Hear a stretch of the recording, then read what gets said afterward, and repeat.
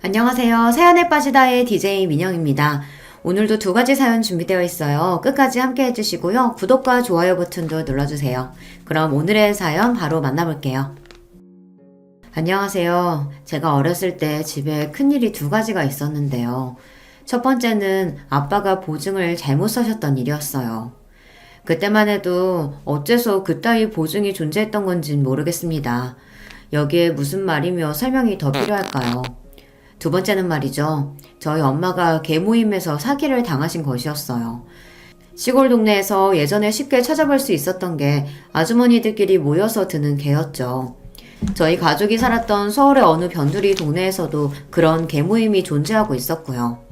하필이면 저희 엄마가 나쁜 마음을 먹은 개주가 돈을 쥐고 있었던 그 개 모임에 돈을 갖다 부었던 분이었습니다. 엄마는 원래 개를 들고 계셨었는데 그러던 와중에 아빠가 보증으로 잘못되셨던 건데요. 그러자마자 개 모임에 당시 개주가 야반도주를 했습니다. 개 모임이라는 게 여럿이 드는 거니까 엄마 말고 피해자가 또 있었을 거 아니에요. 게다가 정감이 넘치는 동네였기 때문에 더욱 난리가 나고 다들 충격에 빠져 배신감으로 치를 떨었어요. 다른 피해자 아주머니들이 분통을 터뜨리며 차라리 콱 죽고 싶다고 울다가도 저희 집 사정을 떠올리면 얼굴에 눈물이 닦았습니다. 빚보증으로 폐가망신을 당하게 된 저희 집 사정에 비하자면야 당신들의 사정은 양반이었기 때문입니다. 온 동네 사람들이 저희 집을 향하여 망해도 저렇게 망할 수가 있나 하고 혀를 끌끌 차며 안타까워했습니다. 그래서 더 이상 그곳에서 살 수가 없었어요. 오만 관심과 눈초리를 다 받게 되어서 그런 건 아니었고 그곳에서 계속 살기엔 돈이 없었기 때문입니다. 거의 몸만 빠져나왔던 것으로 기억해요. 과장이 아니고요. 진짜로 짐을 챙긴 게 거의 없었어요. 그 정도로 상황이 나빴었네요. 그때 경기도로 나왔었죠. 그런 곳을 집이라고 부르는 것 자체가 절망적이었던 그런 열악한 공간에서 5식구가 몸을 뉘었습니다. 제가 집에서 막내예요. 위로 언니가 있고 오빠도 있지요. 민망한 소리지만 저는 집에서 귀여운 막둥이였답니다. 한껏 막내답게 그저 해맑은 모습으로 아무 고민 없이 지내며 자라왔던 저였어요. 그랬기 때문에 집안에 닥친 커다란 위기 앞에서 더욱 힘들었고 낯설었던 것 같아요. 태어나서 처음으로 마주하는 부모님의 절망에 잠긴 모습을 볼 때면 무서운 기분이 들기도 했습니다. 차라리 그냥 다 같이 죽자. 여기서 끝내자. 살아봤자 뭐해. 살아봤자 하루하루가 고통일 뿐이야. 명신 엄마, 그래도 우리 자식들이 있는데 어떻게 그래. 토끼 같은 자식 새끼들 아직 어린애들 두고 어떻게 그러겠냐고. 힘들어도 견디자. 참아보자. 견디고 참는다고 해서 달라지는 게 있을까? 이 고통의 끝은 있을까? 나는 내 새끼들에게 이 고통을 지금보다 더 알게 하고 싶지가 않아. 그러니까 다 데리고서 그냥 함께 저 세상으로 떠나는 게 가장 나을 것 같아. 솔직히 그렇잖아. 우리 그만 고통 속에서 살고 이제 평온해지는 게 어때? 자식들을 다 데리고 가자고? 아직 인생이 창창하다 못해 이제 인생을 시작한 우리 자식들을? 그러면 두고 가? 어떻게 두고 가? 그럴 순 없잖아. 다 같이 데리고 가야지. 아무런 고통도 없는 그곳으로 우리 5식구가 다 함께 떠나는 거야. 어느 날 부모님이 그런 대화를 나누시는 것을 듣고 말았습니다. 집이라고 부르기도 싫었던 그곳의 공간은 너무나도 열악했고 단 하나의 방만이 존재하였는데 벽도 얇아서 단열도 안 되고 방음조차 안 됐었죠. 그래서 야심한 씨가 부모님이 밖에서 대화하시는 소리가 다 들려왔습니다. 잠에 푹 빠져 있었더라면 못 들을 수도 있었을 텐데 그날따라 제 눈이 말똥말똥 뜨여 있었어요. 그리고 당시에 저는 그 내용을 온전하게 이해하기는 무리인 어린아이였으나 본능적으로 이건 아니다라는 생각이 들었고 무서웠습니다. 눈물이 날 것 같아서 몸을 일으켜 앉아 주위를 두리번거리자 언니하고 오빠가 가만히 누워 있었어요. 저는 무서운 기분을 감당하기 힘들어서 울음을 참으며 언니를 살짝 흔들어 깨우려고 했어요. 그러나 제가 언니의 어깨를 잡아 흔들자마자 저지를 당했습니다. 언니가 팔을 들어서 제 손길을 툭 뿌리쳤거든요. 그러더니 몸을 반대로 돌려서 저에게 등을 보이고 누웠어요. 이번에 저는 오빠 쪽을 바라봤죠. 그러자 오빠 역시도 저에게 등을 보이는 자세로 바꿨습니다. 그 순간 깨달음이 왔어요. 잠을 자지 않고 있었던 사람은, 밖에서 나누는 대화 소리를 들어버린 사람은 이곳에서 저 한 명뿐이 아니었다는 사실을 말입니다. 아마 그날 언니하고 오빠는 한숨도 못 잤을 것 같네요. 어린 아이였던 저는 두려움에 떨면서 눈물을 닦고 눕자마자 어설프게 잠이 들었었지만 언니와 오빠는 그러지 못했을 듯 싶어요. 그토록 슬프고도 무서운 밤이 저희 가족에게 있었습니다. 이걸 다행이라고 해야 할지 모르겠으나 다행히도 부모님은 저희 삼남매와 함께 세상을 등지겠다는 걸 실천으로 옮기지 않으셨습니다. 혹시라도 그런 끔찍한 일이 벌어질까 싶어서 한동안은 눈치를 살피며 속으로 오들오들 떨며 지냈었는데 시간이 좀 지나자 마음이 놓이더군요. 제가 그 정도였으니 언니나 오빠는 더욱 예민하게 상황을 주시하며 스트레스를 많이 받았겠다는 생각이 들더라고요. 다들 좁아터진 그 집에서 말을 하는 경우가 드물었습니다. 꼭 필요한 말만 했었고요. 원래 시끄럽지도 않아서 대화가 잔잔하게 오갔던 게 저희 집의 옛 풍경이었기 때문에 이런 변화가 두고두고 저는 낯설었습니다. 그리고 저는 사랑만 받고 응석바지 막내였었기에 이제 저를 보며 애정 가득한 눈빛을 주시는 부모님의 모습을 보기 어려워진 게 가장 힘들었어요. 세상에 찌들고 사람에게 실망하고 지칠 대로 지쳐버린 두 분의 얼굴에서는 눈빛이 죽어 보였었죠. 언니가 고등학생일 때 오빠는 중학생, 저는 초등학생이었는데요. 어느 날 언니가 부모님 앞에서 대역 죄인이라도 된 것처럼 고개를 푹 숙인 채로 무언가 양해를 구하고 허락 또한 구하는 그런 장면을 제가 봐버렸습니다. 당시에는 영문을 몰랐었는데 그건 언니가 대학에 가고 싶다는 이야기였더라고요. 집안 사정이 워낙 처참하다 보니 솔직히 대학 진학은 사치고 당장에 돈부터 버는 것이 현실적으로 맞았습니다.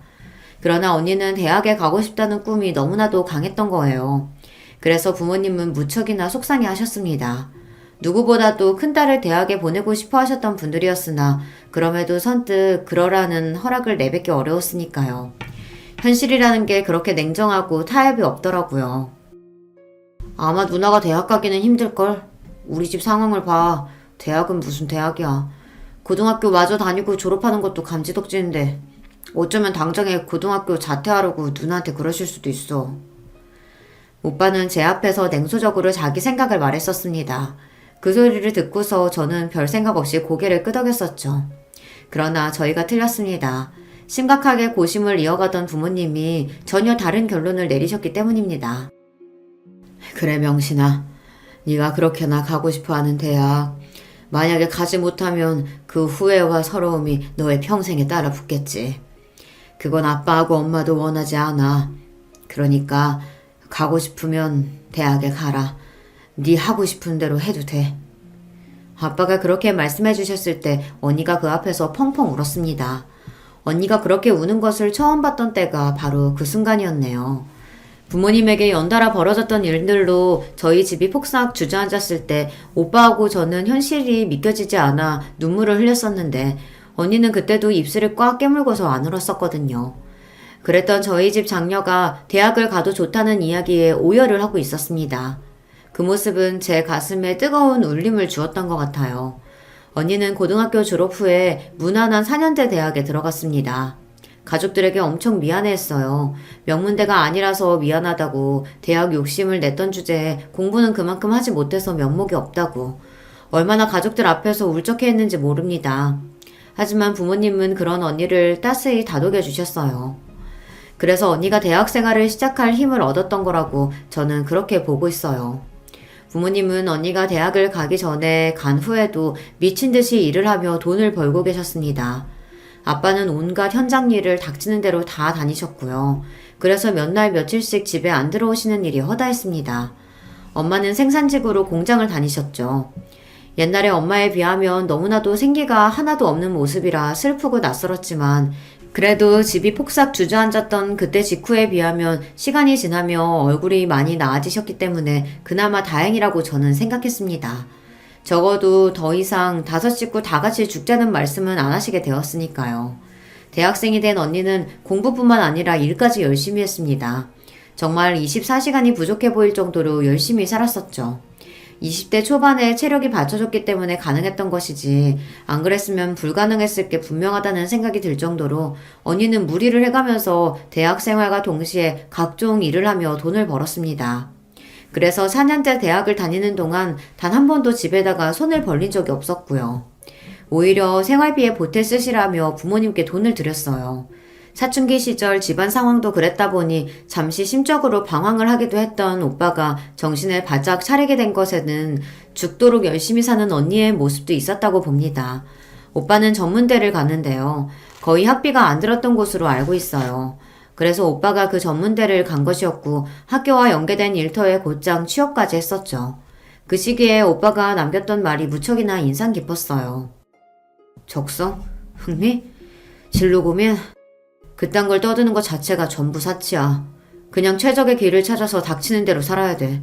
안 그러면 우리 같은 사람들은 이 사회에서 못 살아남으니까. 그렇게 말을 하던 오빠의 모습이 무척이나 의젓해 보여서 인상 깊기도 했었지만요. 어딘가 가슴 한편이 알싸해졌던 그런 감각이 남아있네요. 쉬지 않고 일을 해오신 부모님부터 언니와 오빠까지 전부 이를 악물고 지독하리만치 악바리 정신으로 무장한 채 살았습니다. 그런 희상이 모이고 또 쌓여서 이뤄낸 변화가 있었다면 드디어 집이라고 부를 만한 곳에서 살게 되었다는 것이었네요. 제가 고등학생이 되었을 무렵에는 저희 집을 제법 살만하다고 표현할 수 있었던 것 같아요. 하지만 평화를 쟁취하는 것에는 대가가 따르더군요. 그 즈음부터 아빠가 편찮으셨어요. 너무나도 무리를 해오신 것에 대한 후유증이었겠죠. 가장으로서 스트레스와 압박감도 지난 세월 너무 많았을 테고요. 무엇보다 빚 보증을 잘못 써셔서 모든 걸 망치셨던 그때부터 아빠는 아마 단 한순간도 죄책감에서 벗어나 보신 적이 없었을 거예요. 그런 것들이 전부 아빠의 건강을 갉아먹은 모양이었어요. 그날도 돈을 벌러 나가셨다가 길에서 쓰러지셨죠. 병원으로 실려가셨어요. 몸에서 어디 한 군데 균형이 맞아있던 곳이 없었고 무엇보다 암이 걸리신 상태였습니다. 불행 중 다행으로 이기라서 희망이 있었고요. 저희 가족은 희망만 있으면 된다라는 생각으로 그런 마음으로 똘똘 뭉쳤습니다. 엄마는 그간 얼마나 알뜰살뜰하게 살림을 해오신 것인지 비상금을 따로 모으셨더라고요. 비상금의 대부분은 언니와 오빠가 새마을비 명목으로 부모님께 드렸던 돈에서 나온 것이었고요. 엄마는 차마 자식들이 밖에서 고생을 해가며 벌어온 돈을 다 쓸 수 없었기에 아끼며 일부를 항상 고이 간직해왔다고 하셨습니다. 그 앞에서 저희 삼남매의 눈가와 가슴이 뜨거워졌었죠. 아빠가 또 자책을 하시고 미안해 하실까봐 일부러 저희 가족들 더 씩씩하게 굴며 암 별거 아니고 치료비 또한 얼마 안 드는 것처럼 그렇게 행동을 했었네요. 저는 고등학교 생활 내내 따로 학업비 명목으로 집에서 돈을 받아본 기억이 없는 것 같아요. 교과서를 닳고 닳도록 보았고요. 문제집은 교무실을 기웃거리며 돌며 공짜로 받았습니다. 자존심이요. 친구들의 시선이요. 그런 건 정말 최소한의 여유가 있어야 신경을 쓰는 것이잖아요. 저는 밑바닥까지 봐왔던 입장으로서 그깟 자존심이 밥먹여준다고 생각하지 않았습니다. 사실 미성년자 학생이 그렇게 굴기 쉽지 않잖아요. 감수성 예민할 때니까요. 하지만 그럼에도 저는 아주 악착같이 구는 면모가 강했던 것 같아요. 제 위로 언니와 오빠가 얼마나 악바리 정신으로 사는지 봐왔기 때문에 아마 그런 모습을 보면서 배워왔던 것이겠죠. 학교 뒤편에 있는 매점은 들어가 본 적도 없습니다. 항상 소화기관이 약해서 간식거리를 먹으면 배가 아픈 사람처럼 친구들 앞에서 그렇게 굴었어요. 그 핑계로 매점도 가지 않았었죠. 실상은 돈 한 푼이 아까워서 아무것도 못 사 먹었던 것이지만요. 가족들이 얼마나 힘들게 벌어온 돈인지 아니까 함부로 쓸 수가 없었습니다. 피와 땀이 담긴 돈을 저는 아주 귀하고 중하게 여겼습니다. 어린 시절에 집안 사정이 어려운 걸 겪게 되면 보통 두 가지로 결과가 나뉘더라고요. 비관적으로 철이 안 들거나 지나치게 철이 들어버리거나 둘 중 하나라고 합니다. 저는 후자였어요. 학창시절에 항상 머릿속에는 티끌모아 태산이다 이런 생각을 가지고 있었고요. 그래서 매점에 작은 과자 한 봉지도 못 사 먹었던 거예요. 돈이 너무 아깝고 어렵게 생각되어서 그런 이유로 공부도 열심히 했던 사람이 바로 저입니다. 돈이 간절하고 부족할수록 남들보다 공부를 더 열심히 해야 한다는 이치를 다행스럽게도 저는 제때에 알아차린 경우였어요. 비록 학원 한번 다니지 못했었고 학용품 또한 공짜로 얻어지는 것을 사용해서 공부를 해야 하는 입장이었으나 그런 걸 핑계로 삼지 않았습니다. 무조건 공부에 매달렸고 그 결과 꽤 알아주는 대학에 저는 들어갈 수 있었는데요. 중요한 대목은 장학금을 받고서 입학했다는 사실이겠죠. 이게 저는 그렇게나 뿌듯하고 보람되더라고요. 제가 대학교에 들어갔을 때 부모님이 많이 우셨습니다. 언니도 오빠도 가슴 벅차서 어찌할 줄을 몰라 했었고요. 단순히 집안의 막둥이가 드디어 다 커서 대학에 갔다는 사실 때문에 가족 모두가 그런 반응을 보였던 건 아니었죠. 제가 좋은 대학에 그것도 장학금을 받고서 들어갔다는 사실 자체가 저희 가족들에게는 커다란 희망으로 다가왔기 때문입니다. 희망은 미래를 꿈꾸게 한다는 것을 이미 알고 있었어요. 아빠가 암을 이겨내고 무사히 일상으로 돌아오셨던 것에서 이미 증명이 되었기 때문입니다. 어리고 약하게만 보였던 막둥이 동생인 제가 성공적인 대학 입시를 끝마쳤다는 것, 그게 언니에게 굉장한 힘이 되었다고 하더라고요. 사실 언니는 너무 오래 무리하며 달려온 사람이었으니까 사람인지라 한계가 있어서 지칠 법도 하잖아요. 지쳐서 주저앉고 싶었을 무렵 제가 보란듯이 대학에 잘 갔던 것이었죠. 그게 언니를 힘이 나게 만들었습니다. 언니는 다시 달려보자는 각오를 다지고서 그렇게 살았고요. 그러다가 형부를 만났습니다. 형부가 정말 성실하고 착하고 좋은 분이에요. 인상부터 서글서글하고요. 사람이 진국이라고 할 수 있습니다. 다른 무엇보다 일단 저희 부모님에게 너무 잘하고요. 사위복이 있다면서 우리 부모님이 형부를 얼마나 마음에 들어 하시는지 모른답니다. 그런 형부와 만나서 결혼한 언니는 알콩달콩 결혼 생활을 잘 해나갔네요. 보기 좋은 모습이었어요. 그런가 하면 오빠는 부유한 집안의 여자한테 푹 빠져서 매달렸어요. 그 여자 입장에서는 당연히 제 오빠 따위 전혀 눈에 안 찼겠죠.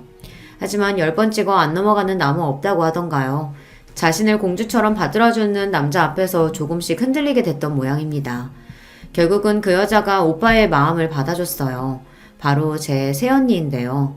새언니네 집안에서는 당치도 않는 남자하고 어디 결혼을 하려고 드냐면서 처음에 두 사람의 결혼을 무조건 반대했었다고 합니다.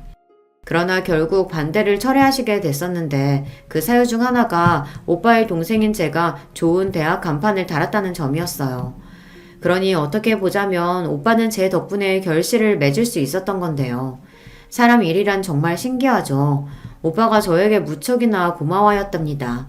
꼭 은혜를 갚겠다는 말까지 하면서 얼마나 저의 공으로 돌려주는지 몰라요. 그렇게 두 사람이 결혼을 했고 새언니네 집안이 부유한 만큼 당연히 저희 집안에도 반사 이익이 돌아왔으므로 경사가 난 것이었습니다. 그때부터는 부모님의 얼굴이 활짝 펴기 시작했고요. 살다 보니 이런 날도 오는구나. 살아있길 잘했다. 오늘날까지 인생 살아보기를 정말 잘했어. 오빠가 새언니하고 결혼하던 날 엄마가 눈물을 훔치시며 그렇게 말씀하시는 것을 들었어요. 그러자 그 옛날 너무나도 힘들었던 때에 엄마가 차라리 다 같이 죽자고 생각하셨던 게 떠올라서 가슴이 아팠던 것과 동시에 감기가 무량하였습니다. 그 힘든 시절이 어느새 다 지나고 이렇게 빛 보는 날이 오는구나 싶더라고요. 역시 좋은 것이든 나쁜 것이든 결국에 모든 것은 다 지나가기 마련이라는 말이 맞았습니다. 저는 대학을 졸업하고서 꽤 이름이 있는 기업에 들어갈 수 있었어요. 사무실에 저만의 자리가 있고 제 명함이 있다는 사실에 처음에는 너무 믿어지지 않을 만큼 감격했던 기억이 나네요. 쫄쫄 굶어가면서 교무실에서 얻은 문제집을 풀던 수험생 시절이 떠올라 더욱 그랬던 것 같습니다. 이제 여기까지 왔으니 어디 한번 최선을 다해서 이 생활을 누려보자 하는 마음도 들었고요. 저는 돈 버는 재미를 처음 느끼기 시작했어요. 학교를 다니면서 아르바이트를 했던 때와는 차원이 달랐죠. 자연스레 돈 관리에도 관심이 가더라고요. 저축부터 재테크까지 다양하게 관심을 두며 짬날 때마다 공부를 하였답니다. 저와 이런 부분에서 대화가 통하는 사람들과 회사 내에서 친해지게 되었어요. 그렇게 친해진 분들 중 어떤 한 분을 통해서 남자 한 명을 소개받게 되었는데요. 저는 제 남편을 그런 과정으로 만났던 것이죠. 다니는 회사 수준이 거의 비슷했었기 때문에 소개를 받게 되었었는데 처음에 얘기를 언뜻 전해 듣고서 기대했던 것보다 직접 만나보니까 더 좋았던 사람이 바로 제 남편이었습니다. 일단 사람이 가볍고 허황된 것과는 거리가 멀었고요. 성실했어요. 그러면서 일하는 것에 관해서는 의욕이 강한 편이었으며 성격은 착하다고 볼 수 있었습니다. 너무 마음에 들더라고요. 그래서 금세 사귀기 시작했었고 그때 남편이 모아놓은 돈이 별로 얼마 안 됐었습니다. 그렇다고 해서 시댁 집안이 잘 사는 것도 아니었고요. 하지만 제가 경제적인 부분에 전혀 개의치 않았던 것 같아요. 돈보다 사람이 우선이라고 생각했었고 무엇보다 형부라는 예시가 있었으니까요. 저희 언니하고 결혼했을 때 형부가 돈도 뭣도 없었지만 그럼에도 단란하게 가정을 꾸려서 너무 행복하게 잘 살아왔죠. 경제적인 배경이 부족하더라도 사람 됨됨이가 좋고 착실하고 자기 여자 하나만 바라보고 이런 남자라면 저는 너무 좋았습니다. 결혼 상대로 너무 괜찮다고 속으로 생각을 쭉 해왔던 저는 남편과 만난 지 1년 정도 됐을 때 먼저 결혼에 대해 의논하자고 말을 꺼냈었답니다. 남편하고 사귀는 동안 싸운 적이 전혀 없었을 만큼 서로 잘 맞았었는데 결혼 문제에 관해서도 마찬가지였어요. 생각이 엇비슷했고 결혼하고 싶은 마음 또한 잘 통했습니다. 그래서 그때가 되자 저는 가족들을 향해 결혼하게 되었다고 밝혔었고요. 그랬더니 온 가족이 한바탕 난리가 났었네요. 우리 집 막둥이가 언제 이렇게 다 커서 시집을 가게 됐다고 그러니? 언니하고 오빠가 결혼한다고 했던 때와는 서운함보다 기뻐하는 감정이 훨씬 더 큰 게 보였던 엄마가 눈물이 그렁그렁한 걸 보자 저도 눈시울이 뜨거워졌습니다. 아빠 역시도 첫째와 둘째를 결혼시켰던 때에는 그저 이럴 때가 되었구나 싶은 마음이 컸었는데 막내가 결혼한다고 하자 그만큼 세월이 많이 흐른 것도 갑자기 느껴져서 가슴 한편이 썰렁하고 허전해진 기분이라고 하셨어요. 부모님이 울컥하신 모습을 보였다면 언니와 오빠는 놀랍고 즐거워하는 모습을 보여주었습니다. 아무리 의젓하게 행동을 해도 영원히 어린 동생으로만 보였던 제가 결혼을 한다고 하니까 진짜로 완전히 어른이 되었다는 게 그제서야 체감이 되며 깜짝 놀랐다고 하더라고요. 오빠는 저에게 통 큰 결혼 선물을 안겨주겠다는 말까지 하였습니다. 내가 너한테는 일전에 크게 신세진 것도 있었잖아. 이제 갚아야지. 차 한 대 뽑아줄 테니까 마음에 드는 게 있는지 한번 진지하게 알아봐. 뭐? 차를 뽑아주겠다고? 그게 정말이야? 아니야. 안 그래도 돼. 그럴 거 없어. 새 차 필요하면 내가 뽑으면 되는 거지. 왜 오빠가 그렇게 무리를 해? 야, 이 녀석아. 내가 그래도 네 오빠인데 이 정도는 해줘야지. 그리고 민망한 사실 한 가지 밝히자면 차를 100% 내 돈으로 뽑아주겠다는 건 아니야. 오빠 돈만이 아니라고? 그러면 또 누구 돈이 들어가는 건데? 잠깐만. 설마 새언니? 제 결혼 선물로 오빠뿐만이 아니라 새언니까지 합세해서 정말 놀랍게도 차를 한 대 뽑아주겠다고 한 거예요. 제가 새언니와 개인적으로 연락을 해본 일이 없었고요. 새언니는 워낙 시댁과 거리를 딱 유지하며 사는 며느리라고 스스로를 미리 규정했던지라 저와 교류를 할 일이 없었습니다. 그런 새언니에게 가족들은 아무런 불만이 없었고요. 워낙 잘난 집안 배경 가진 사람이 새언니이기도 하고 성격 자체도 그렇다고 하는데 저희 쪽에서 무슨 불만이 있겠어요. 게다가 오빠가 오죽 새언니를 좋아해왔어야 말이죠. 그래서 저는 개인적으로 새언니와 친하지 않았는데 제 결혼 선물을 챙겨주겠다고 한 걸 듣고서 마음이 뭉클해졌습니다. 새언니 역시도 제 덕분에 자기 친정으로부터 결혼 허락을 받을 수 있었다고 생각을 계속 해온 모양이더라고요. 제 결혼이라는 건수가 생긴 참에 뭔가 저에게 보답을 해주고 싶어하는 새언니의 마음을 알고 제가 굳이 거절하는 건 도리가 아닌 것 같아 받기로 했습니다. 차종을 고르는 데는 시간이 걸리지 않았어요. 평소에 제가 속으로 원하고 있었던 차종이 있었거든요. 그래서 그때 결정은 바로 했었고 실제로 차가 출고되어 제가 받아보게 된 건 몇 달 후의 일이었네요. 그럼에도 결혼식 전이었기 때문에 선물 받는 기분이 아주 제대로 났었답니다. 그 유명한 벤츠 차량이었고요. 제가 벤츠의 차주가 되다니 정말 날아갈 듯이 기쁘고 말도 못하게 행복했답니다. 제 차가 된 벤츠를 직접 운전해보고 나서 즐거워하는 저를 보며 부모님도 무척 흐뭇해 하셨고요. 언니하고 형부는 너무 좋아해 주었어요. 혹시 저만 새언니로부터 거나한 선물을 받게 되어 질투를 사는 일은 전혀 있지도 않았었네요. 오히려 언니도 형부도 본인들은 저에게 폼나게 선물을 못 해주지만 그걸 제가 이해해 줄 거라고 믿는다는 말을 하며 은근히 저에게 미안해 했습니다. 이런 가족이었어요. 결혼 과정에 있어서 저는 제 가족들 덕분에 마음이 든든했답니다. 너무 고마운 점 투성이었고요. 제가 앞으로 정말 행복하게 가정 잘 꾸리고 살아서 가족들에게 좋은 모습을 보여주는 것으로 보답해야겠다는 다짐이 저절로 설 정도였어요. 제가 보통으로 악착같이 살아온 시기를 겪어온 사람이 아니었잖아요. 그랬던 제가 어디 가지 않았습니다. 오빠하고 세연이 부부가 통 크게 벤츠를 선물로 뽑아줬으니 그렇게 이득을 본 만큼 제가 다른 부분에서 대출 같은 거 없이 자력으로 어떻게든 신혼살림을 다 꾸려보겠다는 의욕이 활활 불타올랐거든요. 그때 정말 하루 24시간이 모자랐어요. 퇴근하고 나서는 계속해서 여러 가지 시행 제도를 찾아보며 저와 남편이 결혼하면서 받을 수 있는 혜택을 알아보고 공부했거든요. 신혼집도 절대로 거저 구한 것이 아니었고요. 얼마나 많이 공부하고 고심하고 직접 발로 다 뛰어가면서 준비와 마련을 했던 건지 모릅니다. 저는 이게 응당 당연한 거라고 생각을 했었어요. 어디에 기대거나 손 벌릴 생각이 없이 스스로의 힘으로 일단 하는 데까지 최선을 다해서 해보자는 것이었죠. 이런 저의 면모를 남편이 잘 맞춰주었기도 했고요. 저 혼자 노력하고 열심히 해봤자 상대방이 아무 반응이 없거나 반대의 뜻을 보이면 의미가 없는 거잖아요. 하지만 역시나 남편은 저와 잘 맞았죠. 그래서 저는 설마하니 제가 남편과 결혼 생활에서 문제를 겪게 될 거라고는 상상도 못 해봤었습니다. 그것이 저의 커다란 착각이었던 것이죠. 시댁 이야기를 해봐야겠는데요. 신기하게도 시댁과 제 친정이 뭔가 비슷한 점들이 많았습니다. 우선 시댁이 예전에 사기를 당하는 바람에 폭삭 주저앉았던 일이 있었거든요. 나쁜 사기꾼이 작정하고 덤벼들었던 것에 시아버지께서 속수무책으로 당하셨던 일이라고 합니다. 저희 친정 부모님도 빚 보증, 계주, 야반도주 같은 일을 겪으신 바가 있었으니 남의 일처럼 들리지가 않더군요. 사기 피해를 당해서 전 재산을 잃고 빚까지 지게 된 시댁이었는데 시아버지께서 그 후로 미친 듯이 일만 하셨다고 합니다. 어떻게든 가장으로서 노력을 다 해보셨던 것이죠. 그러다가 어느 날 지나치게 무리를 해오셨던 탓인지 근무 현장에서 쓰러지셨고 몸에 문제가 있다는 청천벽력 같은 진단이 떨어졌다고 합니다. 이런 것마저 왠지 저희 친정집 사정하고 비슷하지 않나요? 남편이 저처럼 집에서 막내라는 공통점도 있었습니다. 위로 형이 하나 있었죠. 그런데 이제 다른 점을 짚어보자면 시부모님께서는 저희 친정 부모님과는 다르게 이혼을 하셨다는 사실입니다. 편찮으셨던 시아버지께서 투병 생활을 거치신 후 정말 다행스럽게도 건강을 회복하셨다고 해요.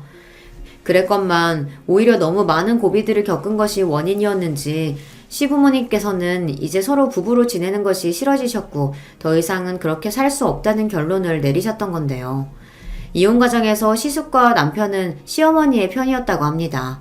둘 다 똑같이 모친의 편을 든 이유가 있었는데 그건 바로 시어머니께서 옛날에 고된 시집살이를 너무 혹독하게 당하셨던 분이기 때문입니다. 시어머니께서 당시에 시어머니를 모시고 살았던 며느리였어요.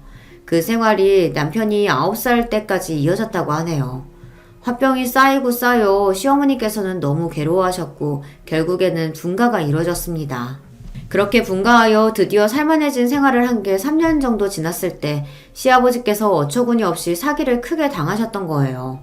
당연히 사기를 친 놈이 나쁜 것이고 잘못된 것이지만 시부모님 두 분 중에서 잘못하신 분이 있다고 한다면 그건 시아버지였을 겁니다.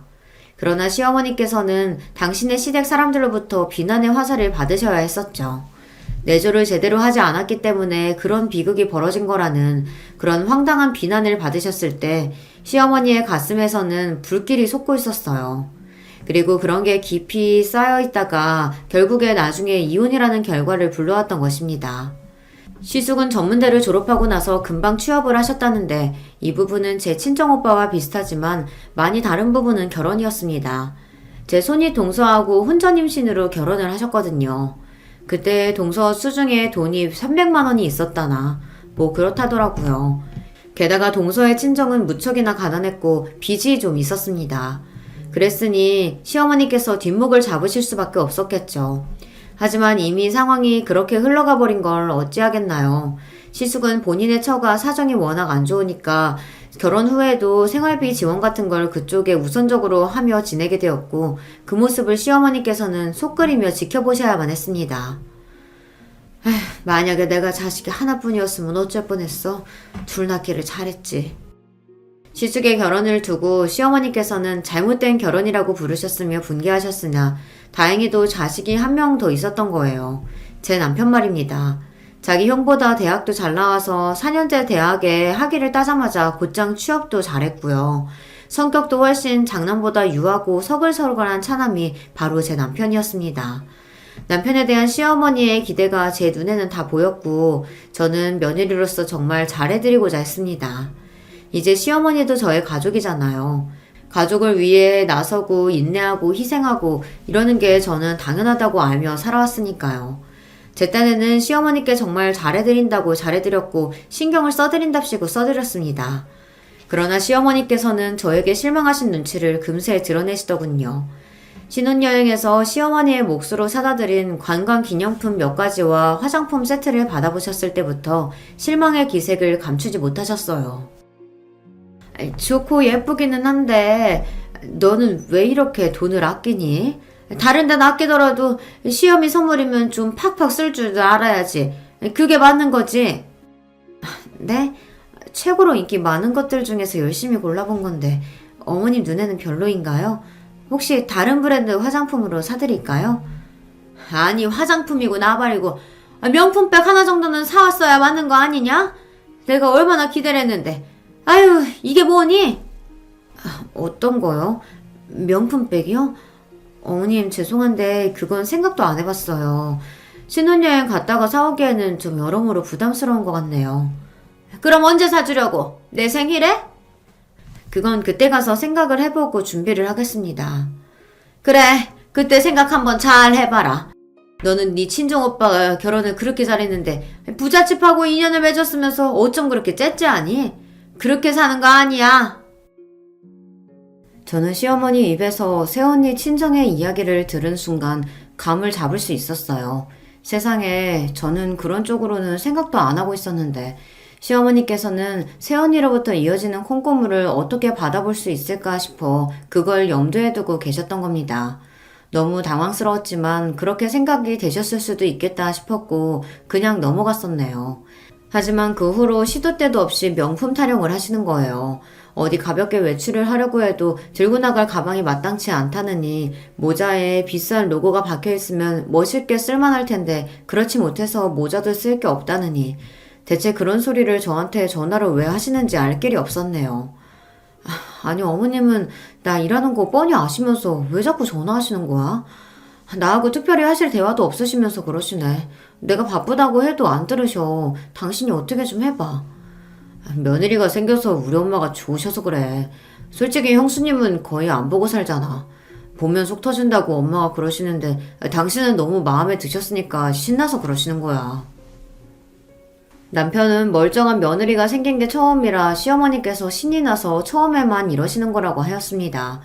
그런 소리를 들으니까 제가 굳이 또 예민하게 굴고 싶지는 않더라고요. 시어머니께서도 이제는 제 가족이니 제가 받아주는 연습도 해야겠다 싶었네요. 하지만 듣기도 싫은 명품 이야기를 자꾸 듣는 것은 아무 효율도 없는 것 같아 딱 잘라 말씀드렸었죠. 어머님, 제가 명품 들고 다니는 거 본 적 있으세요? 없으시죠? 그리고 저희 부모님도 마찬가지세요. 제가 명품 사치를 전혀 안 했기 때문에 당당했습니다. 저희 부부가 알뜰하게 신혼생활을 꾸려가고 있는 참인데 시어머니께서 자꾸 그러시면 곤란하다는 말씀을 드렸더니 그제야 민망해 하시더라고요. 왜 그렇게 쓸데없이 검소하고 그러니? 투덜거리셨지만 그 후로 명품 선물을 달라고 매일같이 그러시지 않아 다행이었네요.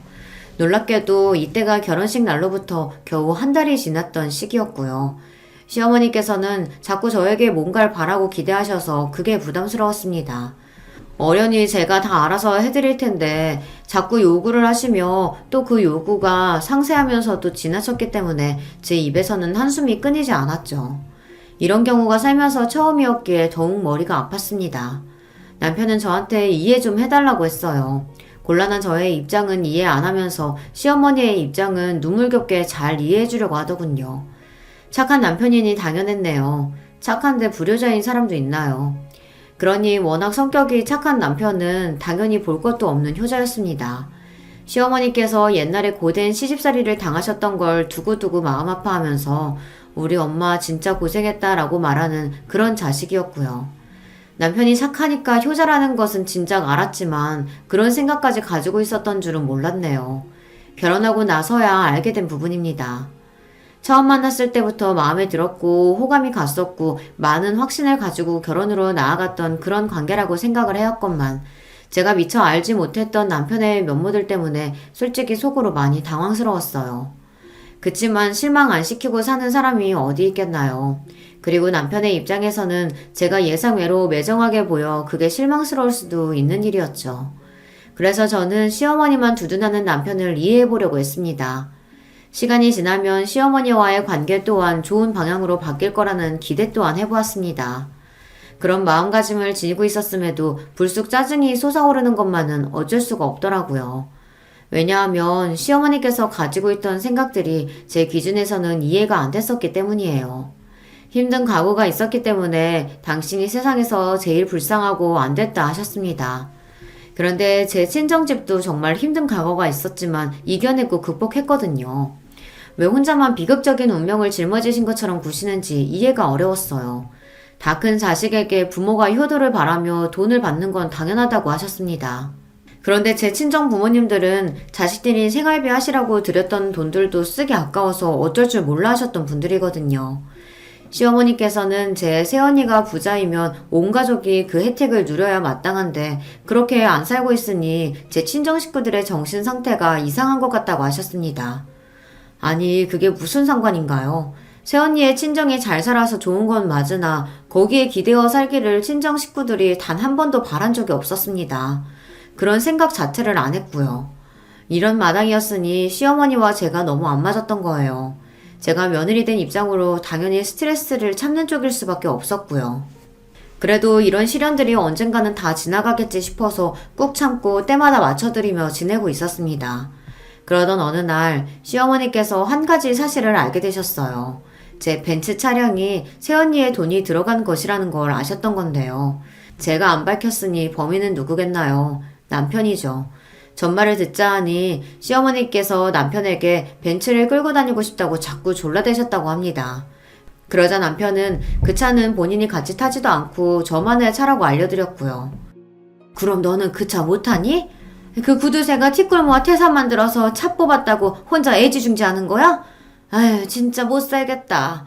그럴 거면 걔는 벤츠를 왜 뽑았대? 그거 살 때는 돈이 안 아까웠대? 시어머니께서 하도 우는 소리를 그렇게 하시자 남편이 그 벤츠가 저희 오빠 새언니 부부가 뽑아준 거라고 실토를 해버렸던 건데요. 시어머니의 눈이 뒤집어졌죠. 너는 네 친정오빠가 장가 잘 든 덕에 안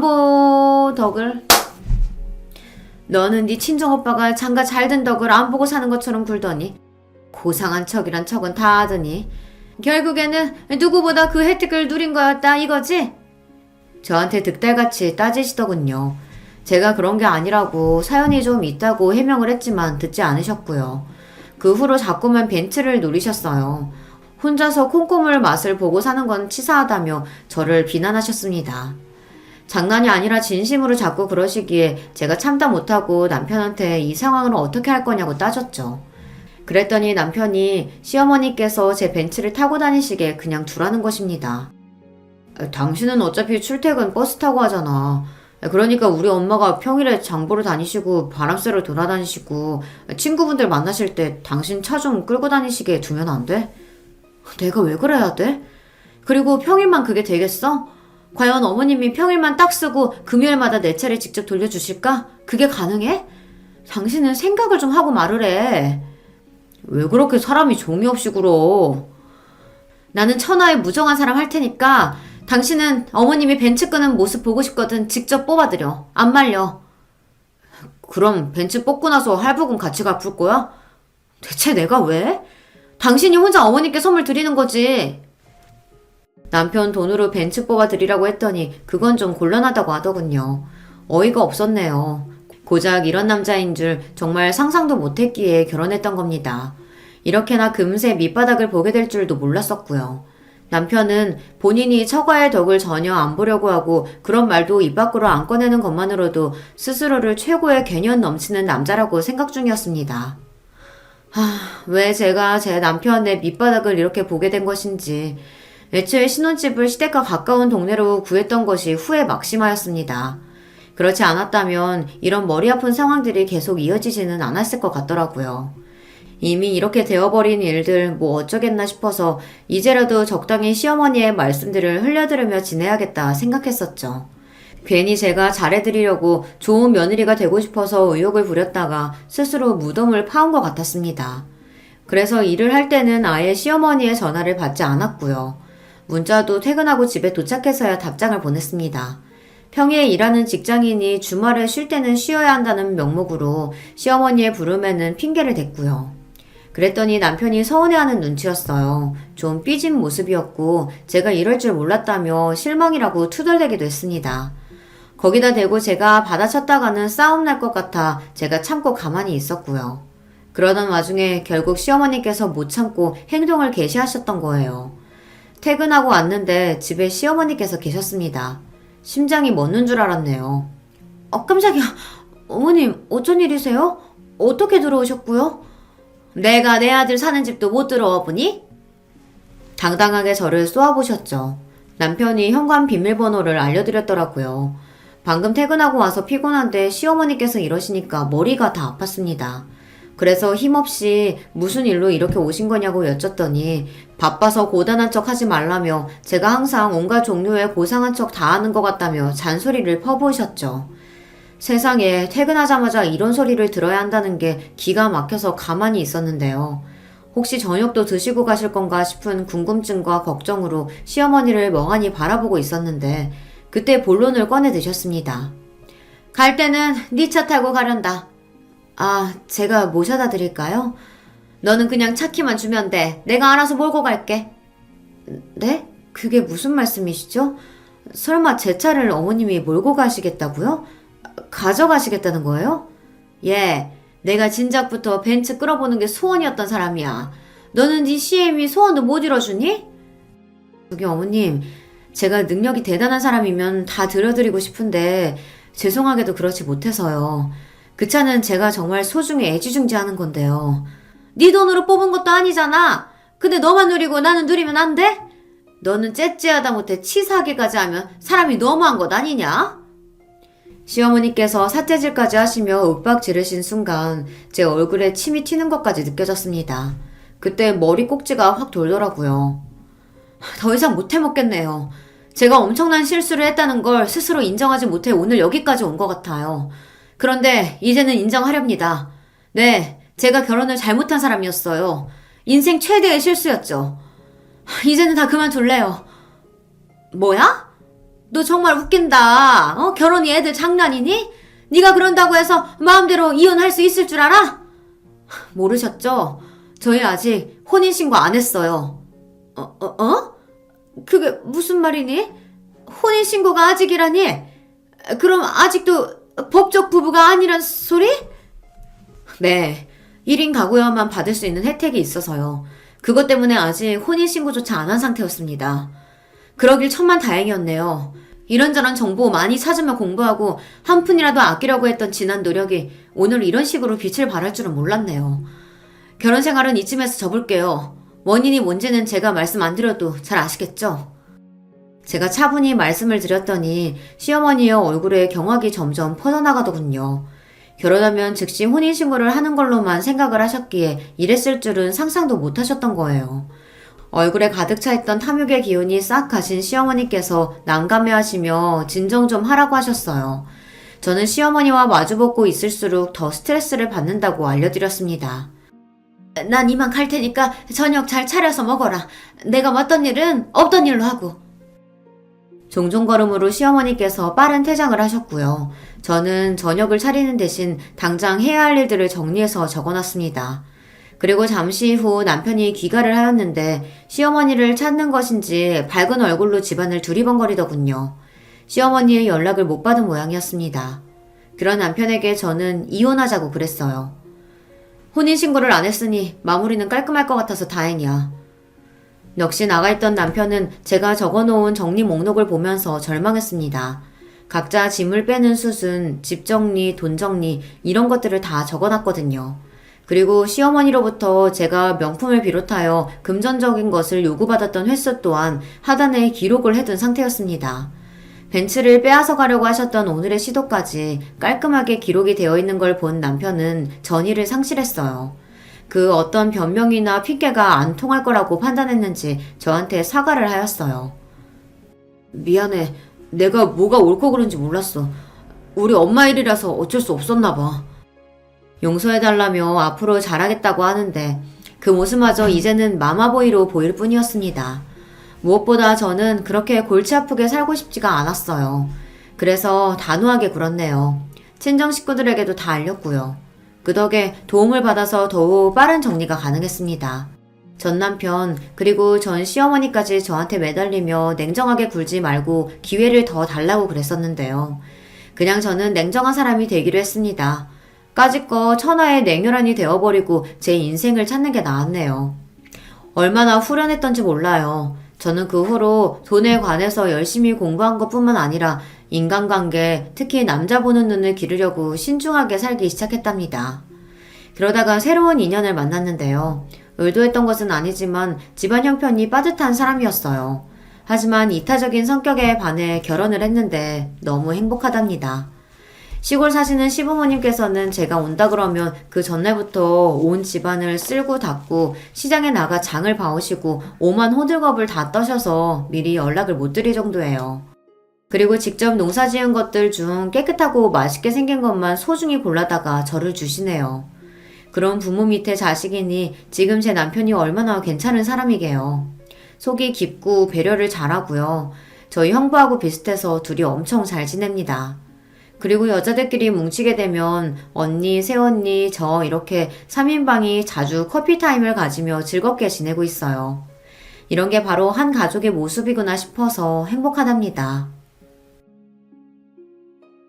안녕하세요. 저는 막 30대가 된 아줌마입니다. 제가 예전에 겪었던 일을 한번 털어놓고 싶어서 사연을 보내봅니다. 저는 넉넉하게 산 편이 못 됩니다. 아주 어릴 때는 도리어 잘 살았던 편이고 초등학교 졸업하고 중학교 들어갈 때쯤부터 어려워지기 시작했었죠. 아버지가 사업을 하셨었는데 그때쯤 파산해서 야반도주했던 기억이 납니다. 어른들 사정이야 복잡했을 테니 뭐 제가 어떤 사정이었는지까지 정확하게 알 수는 없었어요. 저희 친가 쪽 친척 중 한 명이 아버지 사업장에서 일을 하셨는데 중간에 횡령을 하면서 돈을 빼돌려서 채무를 갚을 수가 없어서 망했다고 그런 식으로만 이야기를 들었죠. 그래서 친가 친척하고 대판 싸우셨는데 어처구니 없게도 친가 쪽 식구들이 전부 그 횡령범 편을 들었다고 했어요. 그래서 아버지와 저희 식구들은 친가 쪽하고 완전히 인연을 끊게 되었습니다. 원래 친가가 괜찮게 살았었는데 아버지는 도와주지 않고 그 횡령범만 감싸고 돌아서 아버지도 참으실 수가 없었다고 하더군요. 친가 쪽에서 큰아버지 아들이었던 큰 사촌 오빠만 그 뒤에도 왕래를 했어요. 그것도 친가 어른들 모르게 와서 인사를 하고는 했었죠. 저하고는 나이 차이가 많이 나서 큰 사촌 오빠가 10살 정도 많았습니다. 그래서 그때도 이미 성인이었고 공부를 잘해서 서울 올라가 따로 자취를 했기 때문에 자유롭게 저희 집으로 오갈 수 있었습니다. 머리도 깨이고 도리를 아는 사람이라서 그런지 저희 집에 무척 미안해했어요. 정작 큰 집하고는 그리 상관이 없는 일이었는데도 말이죠. 아무튼 그래서 저희는 제가 중학교를 들어가면서부터 가세가 기울어져 형편없는 살림이 되었습니다. 어머니는 아버지가 정말로 애지중지하며 사랑하셨는데 원래 몸이 좀 약하셨어요. 그런데 그렇게 사업이 기울어져서 파산을 하고 야밤에 짐 싸서 도망을 나오고 이러다 보니까 충격을 받으셔서 더욱이나 몸이 안 좋아지셨죠. 그런데 살림이 어려워졌으니 적극적으로 약을 써보지도 못하고 뭐 하나 치료를 제대로 해보지도 못했습니다. 아버지는 너무 괴로워하셨지만 별다른 도리가 없었어요. 돈이 있어야 병원에 가서 진료를 받고 입원비에도 쓸 테니까요. 물론 병원에 가긴 했지만 적극적으로 필요한 치료를 알아보거나 비싼 진료비를 쓰지는 못했습니다. 어머니는 결국 제가 고등학생이 되던 해에 돌아가셨습니다.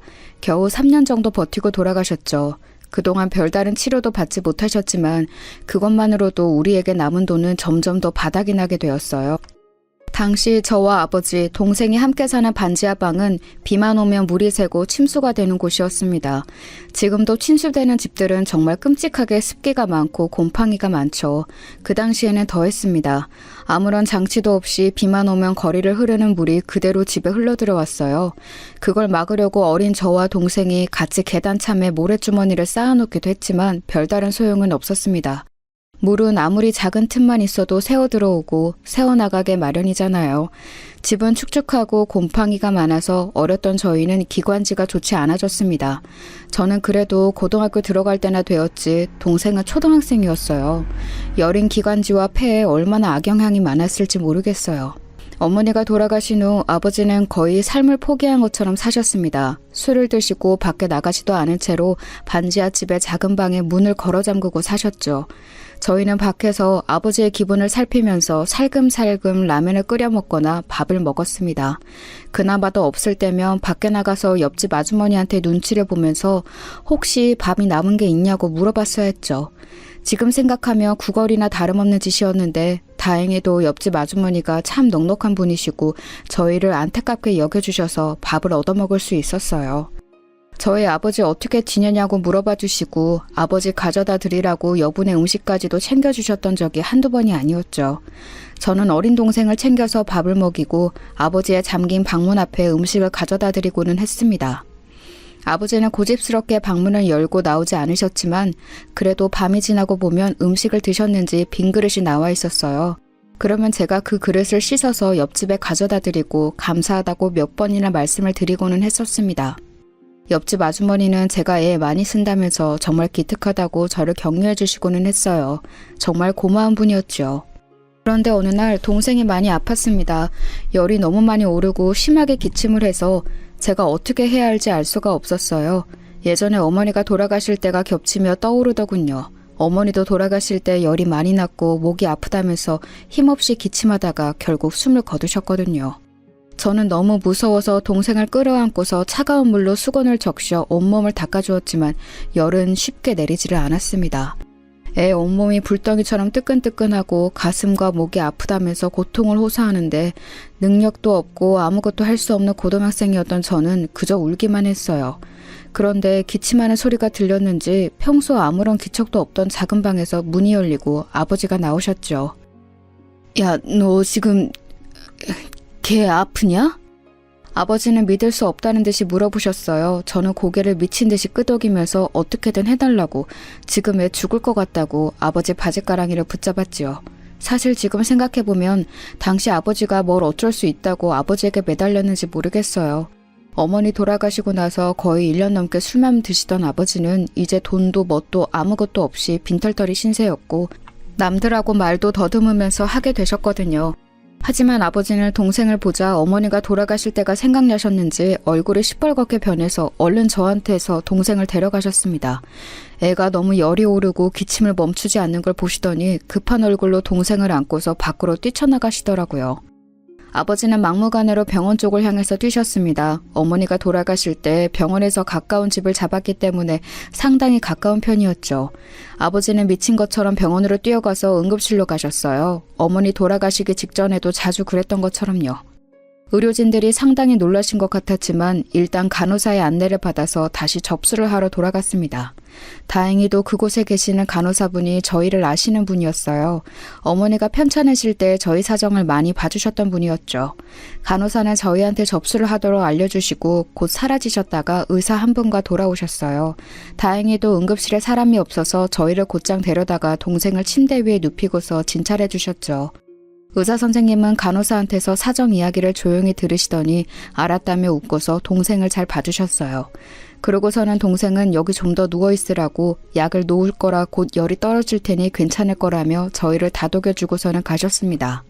간호사의 말을 들어보니 다행히도 큰 병은 아니고 그저 감기가 갑자기 심하게 왔던 거라고 했어요. 그런데 면역력이 워낙 많이 떨어져 있는 상태라서 애가 많이 아팠던 거였죠. 아버지는 정말 10년 감수한 얼굴로 의자에 털썩 앉으셨고 간호사님은 저희 부녀가 안쓰러워 보였던지 저희를 복도로 따로 불러내서 음료수를 한 잔씩 쥐어주셨어요. 정말 숨이 턱에 차 있었고 너무 지쳐 있었는데 그 달달한 음료수 한 잔이 얼마나 고맙고 마음이 저렸는지 모릅니다. 아버지도 마찬가지였는지 음료를 제대로 넘기지도 못하시면서 목임에서 간호사한테 감사하다고 연신 말씀하시고 계셨어요. 그러더니 간호사분은 웃으면서 제 손을 토닥거리시더라고요. 오늘은 수납 안 하시고 그냥 가셔도 됩니다. 제가 처리해 놓을게요. 하지만 비용은... 별다르게 처치한 게 없어서 괜찮아요. 그 간호사분은 저희 어머니를 봐주시면서 저희 집이 무척 가난하다는 걸 잘 아셨어요. 저의 어려운 사정을 알기 때문에 동생의 진료 비용은 직접 내주셨던 거였죠. 저와 아버지는 그것을 직감적으로 알아챘지만 뭐라고 드릴 말씀이 없었습니다. 제가 입을 열려고 하자 간호사는 제 등을 툭툭 쳐서 괜찮다는 듯이 웃어주셨어요. 다행히도 그날 저녁 동생은 열이 꽤 내려서 집으로 올 수 있었습니다. 동생을 들쳐업고서 집으로 돌아오는 길에 아버지의 발을 봤더니 신발을 짝짝이로 신고 나오셨더라고요. 얼마나 급하고 애가 달았으면 저러셨을까 싶어서 가슴이 아팠습니다. 그런데 사실 그 뒤를 따라서 뛰쳐나왔던 저 역시도 신발을 바꿔 신고 있더라고요. 제가 저도 모르게 제 발과 아버지 발을 보면서 웃어버리자 아버지가 의아하다는 듯이 돌아보셨습니다. 저는 웃다 말고 발 쪽을 가리키면서 신발에 대해서 말했고 아버지 역시도 작게 웃음을 터뜨리셨죠.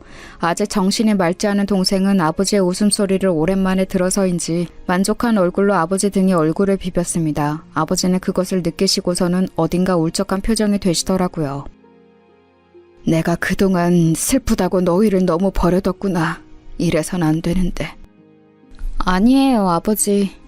애가 이렇게 아플 때까지 알지도 못하고 술만 처먹으며 살았으니 저 세상에서 너희 어머니가 나를 엄청나게 혼낼 거다. 아버지는 슬프게 말씀하시면서 한숨을 쉬셨습니다. 저는 아버지의 슬픈 분위기에 말도 꺼내지 못하고 가만히 있었죠. 그리고 그 다음 날부터 아버지는 완전히 달라지셨어요. 술병을 전부 다 내다버린 아버지는 일단 얼굴과 몸을 씻고서 오랜만에 깔끔한 옷을 골라서 입고 나오셨습니다. 정말 몇 년 만에 이렇게 말끔한 모습을 처음 보는 것 같아서 제가 놀라 눈을 껌뻑이고 있으려니 아버지가 웃으면서 제 머리를 쓰다듬어 주셨죠. 내가 지금 친구들이고 어디 꼭 가서 돈 벌만한 곳을 찾아보려고 한다. 너는 동생 잘 챙기면서 있으렴. 네, 아버지. 아버지는 다정하게 그렇게 말씀하시고서 나가셨어요. 한 2, 3일 못 들어올지도 모른다고 하시면서요. 나중에 말씀을 들어보니까 그때 알고 있는 친구들을 총동원해서 그분들한테 일자리가 없는지를 물어보고 다니셨다고 하더라고요. 돈도 얼마 남지 않은 상태에서 교통비가 아까워 걸어서 먼 거리도 가셔서 일 시켜줄 수 없냐고 물으실 때 아버지의 그 심정이 어땠을까요?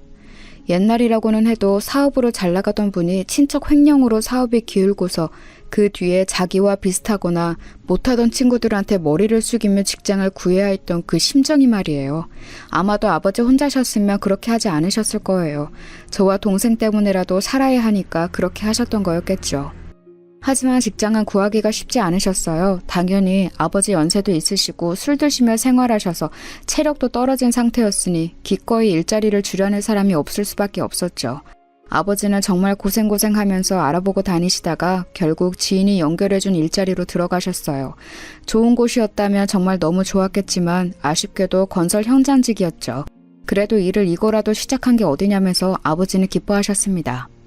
그즈음 큰 사촌 오빠가 좀 더 자주 찾아오게 되었어요. 이전까지는 사촌 오빠도 대학 다니며 공부하는 학생이었기 때문에 찾아오더라도 잠깐 저와 동생 얼굴만 보고 간식 사주고 돌아가는 그 정도였거든요. 그런데 이제 취업을 했다면서 저희 집에 인사를 오더라고요. 그러면서 저희한테 작은 선물도 사다 주고 저희 가족한테 식사도 대접했고요. 사촌 오빠도 취직해서 상당히 바빴지만 그래도 시간을 어떻게든 내서 오더군요. 아버지는 사촌 오빠한테 정말 면목 없다면서 고마워하셨죠. 제가 고등학교를 졸업하고 나자 사촌 오빠는 제게 일자리도 알아봐 주었어요. 저는 어차피 공부도 잘 못해서 대학에 갈 성적도 아니었고 형편도 안 되었죠. 사촌 오빠는 자기가 일하는 사무실에서 사무보조로 사람을 구하는 자리에 저를 앉혀주었고 저는 나름대로 성실성 하나는 자신 있었기에 그 호의를 기꺼이 받았어요. 사촌 오빠는 걱정하지 말라고 제 동생도 졸업하고 나면 이런 일자리 얼마든지 구할 수 있다면서 저희를 안심시켜주기도 했죠. 언젠가는 사촌 오빠한테 물어봤던 적이 있어요. 왜 우리한테 이렇게 신경을 많이 써주냐고요. 사촌 오빠는 조그만 게 별걸 다 물어본다면서 웃었지만 곧 대답을 해주더라고요. 너의 부모님이 어릴 적에 내 편을 들어주신 적이 있거든. 편이요? 내가 친구랑 싸웠는데 사실 걔가 내 연필을 훔쳐가서였어. 그런데 부모님이 그것도 모르고 나만 혼내고 있으니까 내 이야기를 좀 들어보라면서 뭔가 사정이 있었을 거라고 말씀해 주셨지. 너희 어머니는 나 감싸고서 꼭 안아주셨고 말이야. 그때 정말 너무 감사했었어.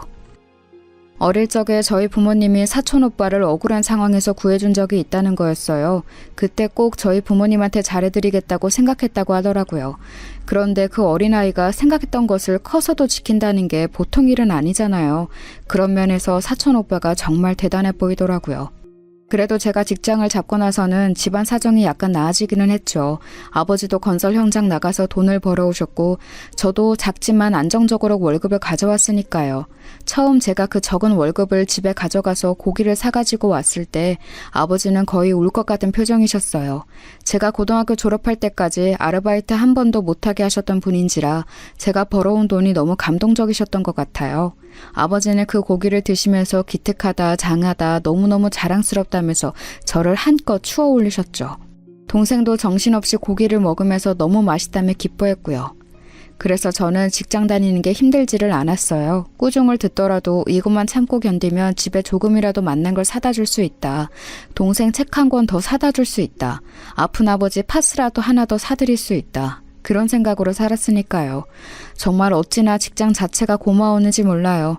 그리고 사촌 오빠가 법무사로 합동 사무실에 들어간 거라 거기 따라 들어간 저도 일 자체가 깔끔했어요. 사람들도 제가 사촌 오빠하고 친척이라는 걸 알았기 때문에 저한테 잘해주시는 면도 있었고요. 그렇게 직장에 다니다 보니 한 5년 뒤쯤 결혼을 생각하게 되었죠. 한 사무실에서 일하던 사람인데 법무사는 아니고 그냥 일 처리해주는 사무직 직원쯤 되는 사람이었어요. 직원이라고 해야 할지 아르바이트라고 해야 할지 저보다 늦게 들어와서 직급은 낮았었지요. 나름대로 제가 빨리 들어가서 일을 열심히 한 터라 사무실 분들이 저한테 직급을 달아주셨거든요. 그래서 제가 20 중반에 벌써 대리직함을 달고 있었죠. 제가 돈을 그럭저럭 벌기 시작한 뒤 1년 뒤에는 아버지가 다치셔서 건설 현장직을 그만두시고 고물을 주어서 집안 경제에 보태고 계셨어요. 그래도 제가 대리인지라 돈이 많이 쪼들리지는 않았죠. 그 사람은 계약직으로 좀 불안정한 위치긴 했지만 그래도 나름 성실하게 일을 해주어서 가까워지기 시작했어요. 둘이 같이 사무실에 남아서 같은 일을 함께 나눠서 하다 보니 심리적으로도 가까워졌고 점점 더 호감이 쌓여서 결국 결혼까지 가게 되었죠. 사촌 오빠는 어쩐지 그 사람을 그리 좋아하지 않는 것 같았지만 제가 좋다고 하니까 별말 없이 그러냐고만 했어요. 아버지야 제가 좋다는 사람이면 거의 무조건 좋다면서 오케이 하시는 분이었고요. 사무실 사람들 축하를 한껏 받으면서 결혼한 후 남편은 직장을 옮겼어요. 아내하고 같은 사무실, 게다가 아내가 직급이 높은 곳에서 일하는 게 조금 어색하다는 이유에서였지요.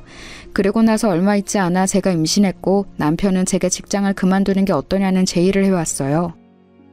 내가 직장 그만두면 우리 벌이가 괜찮을까? 우리 애 태어나면 돈 많이 들어갈 텐데. 상관없어. 야, 내가 우리 가족도 못 먹여 살린 남자 같아? 네가 직급 잠깐 높았다고 나 무시하지 마. 남편은 장난스럽게 말하기는 했지만 자기 무시하지 말라면서 저한테 퉁박을 주고는 했죠. 원래부터 자기가 저보다 직급이 낮았던 것을 그리 좋아하지 않았던 터라 저는 그럴 때면 얌전히 입을 다물고는 했어요. 굳이 집안에 분란을 일으키는 게 좋지 않을 것 같기도 했거든요. 저는 아버지와 어머니가 워낙 금술이 좋으셨기도 해서 부부간에는 목소리도 높이지 않는 거라고 생각하고 있었어요. 그래서 남편의 말을 따라서 사무실도 그만 나가게 되었습니다.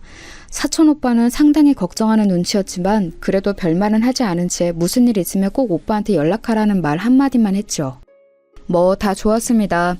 남편은 그래도 작은 직장이라도 다니고 있었고 저는 임신해서 몇 개월 뒤면 아이를 낳을 상태였으니까요. 그런데 문제는 따로 있었습니다. 남편이 이제 돈을 모아야겠다. 월세 아끼자면서 시댁하고 합가를 하자고 했거든요. 저는 그게 정말로 끔찍하게 싫었는데도 말이죠. 저희 시댁은 시어머니하고 시누이가 있었습니다. 시어머니는 굉장히 욕심이 많다고 해야 할까요? 뭔가 자식들한테 바라는 게 많은 사람이었어요. 시누이는 새침해서 말이 없고 속도 모르겠는 사람이었고요. 시아버지는 일찌감치 돌아가셔서 시어머니가 기르셨다는데 그래서인지 남편도 시어머니 말을 너무 잘 들었어요. 이번 합가 역시도 시어머니가 뭐하러 따로 사냐고 어차피 애도 나올 건데 들어와 살라고 해서 벌어진 일이었죠. 합가 이야기가 나온 날 처음으로 남편하고 싸웠습니다. 왜 합가처럼 중요한 일을 나하고 상의도 없이 정하냐고 화를 냈더니 남편은 어디서 여편녀가 남편한테 덤비고 말대꾸를 하냐고 화를 내더라고요. 저는 그동안 싸우기 싫어서 말대꾸를 안 한 거지 남편이 한일 같아서 안 한 건 아니었습니다. 그래서 그날 정말 대판 싸우게 되었죠. 남편은 그동안 얌전한 줄 알았던 제가 그렇게 들이받으면서 싸우자고 덤비니까 좀 놀랐던 모양이에요. 합가가 그렇게 싫으냐고 하면서 그래도 자기 어머니가 아이 봐줄 거니까 훨씬 낫지 않냐고 저를 살살 구슬렸지요. 저는 정말 들은 척도 하고 싶지 않았는데 사실 생각해보니까 제가 친정 어머니도 없는 상황에서 아이를 낳으며 기댈 수 있는 곳이 시어머니밖에 없는 거예요. 가만히 고민해보니까 아무래도 시어머니가 애를 봐주시기는 해야 할 것 같아서 어쩔 수 없이 남편 말을 따라서 합가를 하게 되었죠. 예, 그런데 정말 실수였습니다. 아마 결혼하신 분들은 다들 아시겠죠? 시댁에 합가해서 사는 게 어떤 의미인지요. 하지만 저는 그때 너무 어렸고 제대로 결혼 생활이라는 것에 대해서 알기도 전이라서 감도 잡지 못했어요. 미리 알았다면 절대 합가하지 않았을 거예요. 저희는 혼수로 마련했던 가구들을 시댁으로 전부 가지고 들어갔습니다. 시댁은 단독주택이었는데 다행히도 아파트보다는 넓었어요. 방은 4개였고 그중 하나가 저희가 살기로 했습니다. 또 하나는 시누이, 또 하나는 안방이었고 나머지 하나는 창고방이었어요. 그런데 아무리 방이 넓어도 거기다가 TV나 냉장고를 놓을 수는 없잖아요. 그래서 저희는 저희 방에 침대만 넣어두고 TV는 거실에, 냉장고는 부엌으로 가져다 놓았습니다. 시댁의 낡은 냉장고 옆에 저희 새 냉장고가 들어서니까 부엌이 엄청 좁아지더라고요.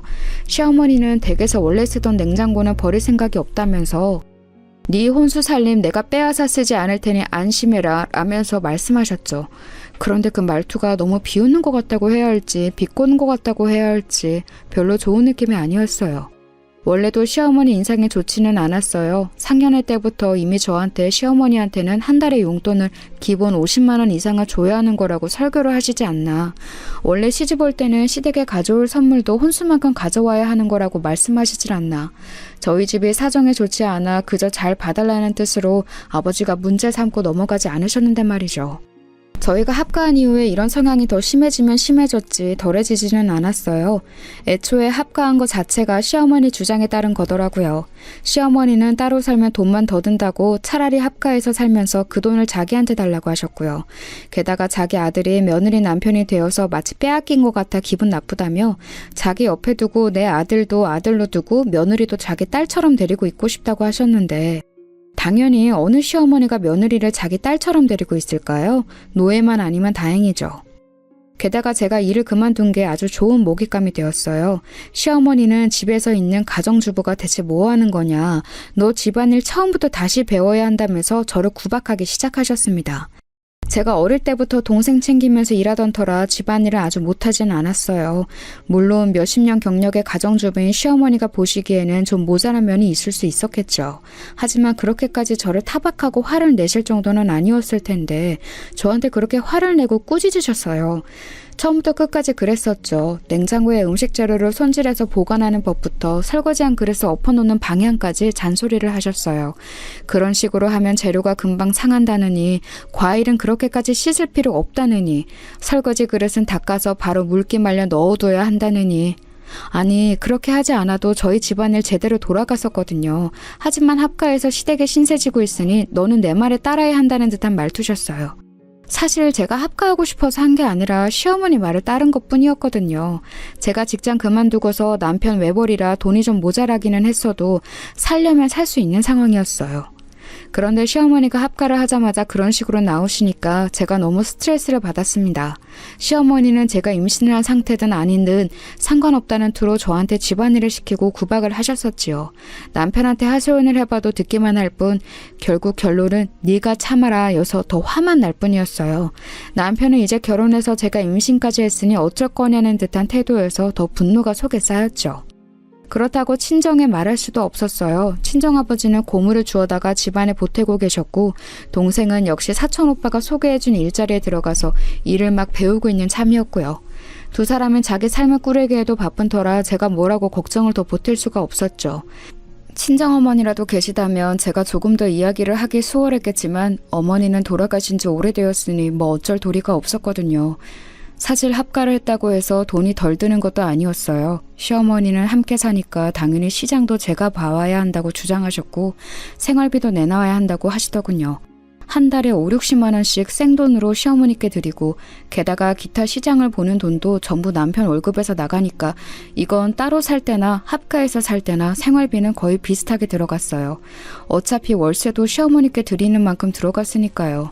그런데 저는 스트레스를 몇 배로 받고 도리어 생활의 질은 뚝뚝 떨어져 갔죠. 시어머니만 문제였던 것은 아니었습니다. 시누이는 새침하고 처음에는 아예 저하고 얼굴을 제대로 볼 생각도 하지 않았어요. 시누이는 대학에서 공부하는 사람이었고 고졸에 불과한 제가 상당히 바보 같아 보였던 것 같습니다. 남편도 고졸이기는 했는데 그래서인지 시누이한테 쩔쩔맸어요.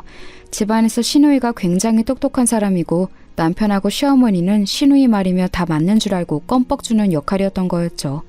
사실 아는 건 많은 것 같았어요. TV 보다가 하는 말도 참 유식한 게 많았고 시어머니나 저 남편하고는 말투부터 좀 다르기는 했거든요. 그런데 문제는 대학 졸업할 나이가 지났는데도 여전히 휴학 상태였다는 거였어요. 우울증이라나 뭐라나 공부는 하고 싶지 않지만 그래도 대학을 그만둘 수는 없다면서 휴학을 반년했다가 1년으로 늘렸다가 복학했다가 다시 휴학했다가 그걸 반복하는 중이었죠. 우울증 진단서도 받아놓고서는 병원도 열심히 다니더라고요. 대체 무엇 때문에 그렇게 우울한지는 알 수 없었어요. 저처럼 어려운 환경에서 고등학교 졸업하자마자 일터로 달려나간 사람도 있는데 시누이는 집이 그리 잘 사는 건 아니었어도 대학까지 다니면서 꽤 여유롭게 살았는데 말이죠. 물론 사정 따라 우울증이 걸리는 건 아니지만 그래도 어느 정도 이해되는 정도가 있잖아요. 대학을 제대로 다니지 못할 정도로 힘들어하는 건 제 입장에서는 대체 왜 저러는지 알기가 힘들었지요. 그러면서 저하고 남편을 그렇게 무시하기까지 하니까요. 그러면서 시누이는 결혼 후에 졸업하겠다면서 결혼 준비 중이었어요. 우울증 치료한다고 갔던 병원에서 만난 남자라던데 그쪽 남자네 집도 그리 넉넉하지는 않아서 결혼식도 작게 빨리 치르고 싶다고 하더군요. 남자가 학력은 높은데 경제적인 여유는 없고 시누이하고 빨리 결혼은 하고 싶고 그래서 그냥 자기 사는 집에 들어와서 살자고 한다더군요.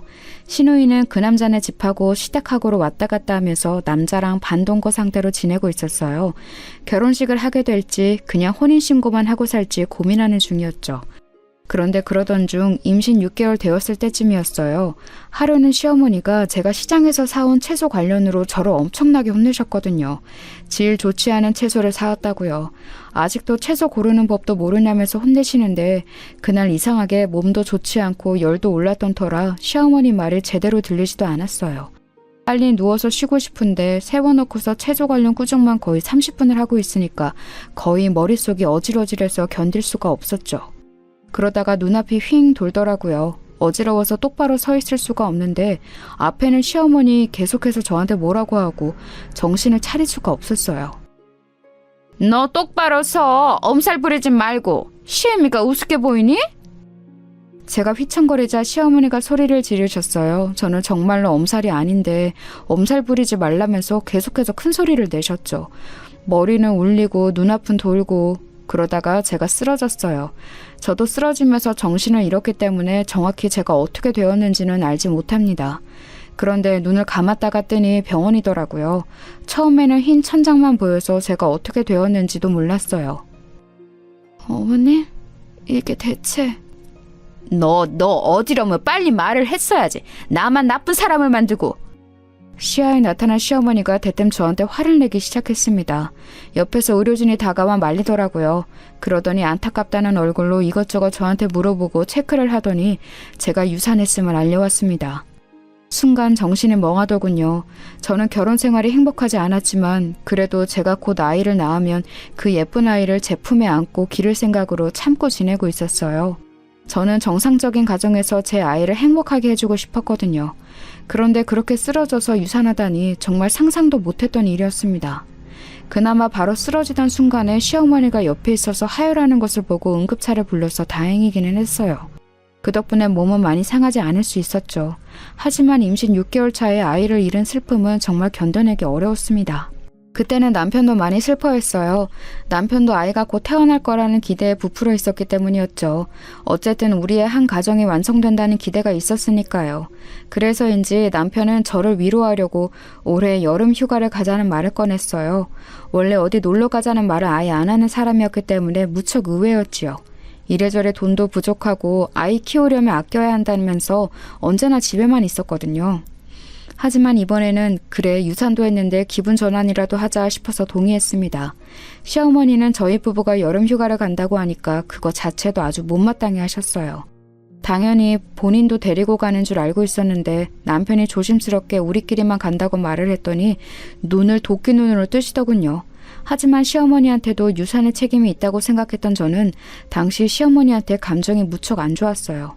남편도 그걸 알고 있었고 그래서 시어머니와 같이 휴가를 가지는 못한다는 것도 알았었죠. 저희는 기분 나빠하는 시어머니를 뒤에 두고서 휴가를 떠났어요. 여름 휴가라고 해봤자 저희가 그렇게 넉넉하지 못했기 때문에 그냥 국내 여행이었죠. 제주도도 아니고 저 밑에 남해 쪽으로 가서 한 4박 5일 쉬다가 올라왔어요. 차가 없던 시절이라 많이 돌아다니지도 못했지만 그래도 시댁에서 떨어져서 며칠 시어머니 얼굴을 안 보니까 나름대로 신선하더라고요. 남편도 오랜만에 제 눈치를 보면서 제게 맞춰주었고요. 그런데 문제는 이제 돌아왔을 때 생겨 있었죠. 저희가 집에 돌아와서 시어머니께 인사하고서 방에 들어가는데 집안이 뭔가 휑한 거예요. 저는 너무 이상해서 주변을 둘러보았죠. 저희가 혼수로 사서 시댁으로 가지고 들어왔던 가전들이 없다는 걸 깨닫는 데는 얼마 걸리지 않았어요. 어머님? 저희 TV하고 냉장고가 어디 갔죠? 너무 이상한 일이었어요. TV하고 냉장고처럼 큰 가전들을 어디다 치워버릴 수도 없는 거고 발이 달려서 도망갈 것도 아니잖아요. 그런데 방에 들어가니까 저희 침대도 없었죠. 그래도 혼수였는데 심지어 여행 갈 때 방문은 잠그고 갔는데 그게 열려있더라고요. 어머님, 이게 어떻게 된 일이에요? 너희 시누이 집에 가져다 놨다. 네? 그게 무슨 말씀이세요? 시누이 혼수 마련해줄 돈이 없잖니. 내가 줬다. 뭐라고요? 정말 믿을 수가 없더라고요. 아무리 상식이 없어도 그렇지 며느리와 아들 부부 혼수로 사온 물건을 자기 딸 혼수로 가져가게 했다뇨. 저는 너무 경악해서 말을 잇지 못했고 마찬가지로 남편도 놀란 눈치였어요. 하지만 시어머니는 뭐가 잘못되었냐는 듯 아주 태어난 얼굴이었죠. 왜? 뭐가 잘못되었니? 너 어차피 TV도 잘 안 보고 냉장고도 내 냉장고로 쓰면 되잖아. 시누이한테 그 정도도 못 줘? 그렇게 속 좁은 애였니? 시어머니는 제가 얼굴이 시뻘개지자 도리어 제가 속이 좁다면서 타박하기 시작했어요. 그게 무슨 말씀이세요, 어머님? 엄연히 저희 물건인데 그리고 그게 어떻게 마련한 건지 알기나 하시는 거예요? 뭘 알아? 돈 벌어 샀겠지 뭘 어떻게 마련하니? 넌 항상 그게 문제야. 네 사정이 남들한테도 똑같이 중요할 거라고 생각하는 거. 어머님, 그거 저희 친정아버지가 고물 주어 모은 돈으로 마련해 주신 거라고요. 정말 피를 토할 것 같더군요. 저 결혼하기 전 친정아버지는 몇 년 동안 고물을 주어서 번 돈을 아끼고 아껴서 모은 것으로 제 혼수를 마련해 주셨어요. 물론 돈이 얼마 되지 않아서 좋은 것을 해주실 수는 없었죠. 하지만 제게는 그 무엇보다 소중했던 혼수였습니다. 그래서 시댁으로 들어올 때도 사이즈도 맞지 않는 그 물건들을 다 들고 들어온 거였고요. 그게 자랑이냐? 너희 친정아버지가 고물 줍는 게 자랑이야? 어디 시애미한테 소리를 지르고 대들어? 제가 소리를 지르면서 화를 내자 시어머니가 도리어 목에 핏대를 세우면서 맞대고 소리를 질렀습니다. 상황이 잘못되어 가는 거를 깨달았는지 남편이 급히 시어머니를 말리려고 했지만 이제 말릴 수 있는 상황이 아니었죠. 시어머니가 저렇게 나오면서 저희 친정아버지를 모욕하는데 제가 그냥 참고 있을 수는 없었어요. 제가 남편하고 결혼하면서 며느리가 된 거지 마음대로 모욕당하는 노예가 된 건 아니었으니까요. 야, 네 딸 정신병자 되어서 돈 한 푼 빈털털이라고 결혼하는 건 자랑이냐? 뭐라고? 나 더 이상 이 결혼 유지 안 해. 이혼해. 그리고 당신은 남의 물건 훔친 죄로 감옥이나 가. 저는 그 자리에서 바로 경찰에 전화를 했습니다. 정말 화가 나서 견딜 수가 없더군요. 남편이 저를 말리려고 했지만 저는 남편 손도 쳐버렸습니다. 제가 남편 손을 쳐내는 걸 본 시어머니가 저한테 달려들어서 제 머리채를 잡더라고요. 그래서 저도 옳다구나 하고 시어머니 뺨을 쳐버렸습니다. 제대로 후려갈겼더니 시어머니가 저 멀리 휘청거리면서 멀어졌고 남편이 또 눈이 돌아서 미쳤냐며 제 몸을 밀어젖히더군요. 남자가 미는 건 또 다르잖아요. 저는 거의 뒤로 휘청거리면서 밀려나는데 남편이 다시 한번 제 옷을 쥐고서 막 멱살을 잡고 흔들어댔습니다. 자기 어머니를 때렸다고 붕괴하면서요. 자기 마누라 머리채 잡힐 때는 꼼짝도 하지 않고 있더니 저는 남편이 돌아와 있는 게 보여서 얼른 사촌 오빠한테 전화를 했습니다. 저희 아버지는 이제 편찮으시고 몸도 약하셔서 이런 상황에 부를 수 없었고 사촌 오빠는 곤란한 일이 생기면 언제든지 전화 연락을 하라고 했으니까요. 오빠, 지금 저희 집으로 와주세요. 남편이 저 때려요. 그래? 알았다. 몸 조심하고 기다려. 사촌 오빠는 제가 막 뱉어낸 말에도 앞뒤 설명을 요구하지 않고 곧장 짧게 대답하더니 전화를 끊었죠. 그 사이에 벨이 울렸고 제가 뛰어나가서 문을 열었어요. 경찰이 신고를 받고 왔다면서 집안을 살펴보는데 문을 열어준 제가 옷차림이 흐트러져 있으니까 얼른 저를 보호하려는 듯이 나서더라고요. 그럴 수밖에 없는 게 시어머니가 제 머리채를 잡아서 머리가 산발이었고 남편이 제 멱살을 잡아서 옷이 다 늘어나 있었거든요. 누가 봐도 가정폭력이라도 당한 듯한 모양새였죠. 아니, 별일 아닙니다. 경찰분들 그냥 돌아가셔도 됩니다. 아니요, 저희가 신고받고 왔으니 그냥 갈 수는 없습니다. 그리고 이 여성분 지금 좀 위험한 상황이셨던 것 같은데요. 신고하신 분이 누구시죠? 저예요. 잘 찾아오셨어요. 저 좀 보호해주세요. 저는 얼른 경찰들 뒤로 숨었습니다. 졸지에 가정폭력범으로 몰리게 된 남편과 시어머니가 난처한 얼굴이 되었죠. 아니, 가정폭력범으로 몰리는 게 아니라 그냥 그거였어요. 둘이서 저 하나를 상대로 머리채를 잡고 멱살을 잡았으니까요. 시어머니는 일이 이렇게 진행될 줄은 몰랐는지 얼굴이 시뻘개져서 상황을 횡성수설 설명했어요. 하지만 경찰들은 그리 귀담아 듣지 않았고 남편은 그걸 눈치채고서 얼른 시어머니를 맡고서 자기가 대신 설명을 했죠. 경찰들은 그걸 듣고서 저한테 상황을 물었어요. 누가 봐도 제가 피해자니까 그건 당연한 일이기는 했습니다. 저는 시어머니가 저희 혼수에 손대고 전부 시누이 집에 가져다 옮긴 것부터 제가 화를 내자 생긴 일까지 모두 설명했습니다. 방은 잠가두고 나가는데 그걸 억지로 열어서 침대까지 빼갔다는 사실을 말하자 경찰들 모두가 심각한 표정으로 시어머니를 돌아봤어요. 이건 절도죄로 법적 처벌을 받을 수 있는 일입니다. 왜 그러신 거죠? 절도라뇨. 저는 그냥 제 집에 있는 물건을 딸에게 주었던 것뿐인데요. 아주머님 댁에 있더라도 소유주는 다른 물건이죠. 게다가 방문을 잠가두었는데 그것까지 억지로 열고 들어가셨다면서요. 내 집인데 왜 못 들어가고 내 집에 있는 물건인데 왜 내가 마음대로 처분하지 못하죠? 내 거실에 내 부엌에 있던 걸 딸에게 줬을 뿐이에요. 내 집안에서 일어난 일인데 경찰이 무슨 권한으로 들어오는 거예요? 그러니까 그 말씀은 지금 여기 며느리분의 말씀이 다 사실이라는 거군요. 경찰은 한심만나는 듯이 혀를 찼습니다. 그중 나이 먹은 경찰은 고개를 저으면서 시어머니한테 충고했어요.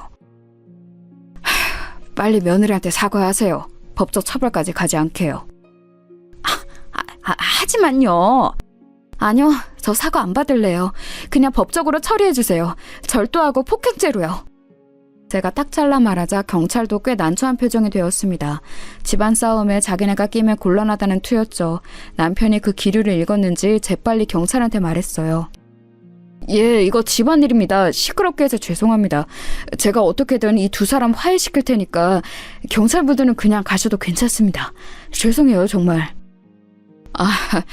이거 참 어떻게 해야 하나. 제가 피해자인데 제 말대로 해주셔야죠. 저는 기가 막혀서 빽 소리를 질렀지만 경찰들은 귀담아 듣는 것 같지 않았어요. 이 자리에서 남자는 남편 하나라서인지 남편 말만 듣는 것 같았죠. 게다가 골치 아픈 집안 싸움에서는 빠지고 싶어하는 눈치가 역력했어요. 그런데 그때 열려있는 현관문으로 다른 사람이 들어왔어요. 훤칠한 그 사람을 보고 저는 너무 기뻤죠. 바로 큰사촌 오빠였거든요. 제 편을 들어줄 사람이 왔다는 사실에 얼마나 든든했는지 몰라요. 사촌 오빠는 경찰들과 남편, 시어머니를 보고서 제 흐트러진 차림새를 보더니 곧장 얼굴이 험악해졌습니다. 사촌 오빠는 다가와서 경찰들한테 명함을 주고서 자기소개를 했어요. 예, 사촌 오빠입니다. 무슨 일이 벌어졌다고 도움청에서 급하게 왔는데 어떻게 된 상황이죠?